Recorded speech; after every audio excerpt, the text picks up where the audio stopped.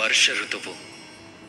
అది ఎప్పుడైతే వస్తుందో అప్పుడు మనసు ఆనందంతో ఉల్లాసంతో నిండిపోతుంది. ఎప్పుడైనా మీరు ఆలోచించారా, ఏ వర్షమైతే మన మనసుని ఉల్లాసంతో నింపేస్తుందో అది ఎంత శ్రమించిన తర్వాత మన దగ్గరికి వస్తుందో అన్నది?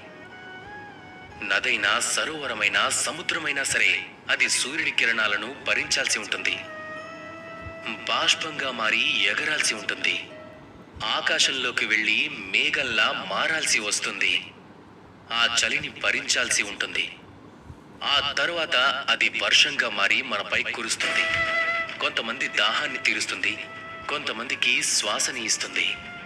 ఇదే విధంగా మనం కూడా జీవితంలో ఏదైనా పెద్ద కార్యం చేయాలనుకుంటే అప్పుడు మనం చాలా కఠోరంగా నిరంతరంగా శ్రమించాల్సి ఉంటుంది.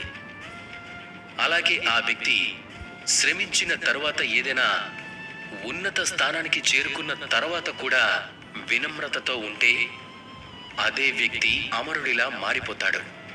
అదే వ్యక్తిని ఈ విశ్వ ప్రపంచం మొత్తం ప్రేమిస్తూ ఉంటుంది. అందుకే మీరు ఎల్లప్పుడూ వినమ్రతతో ఉండాలి. అలాగే నాతో ప్రేమగా చెప్పండి, రాధా కృష్ణ.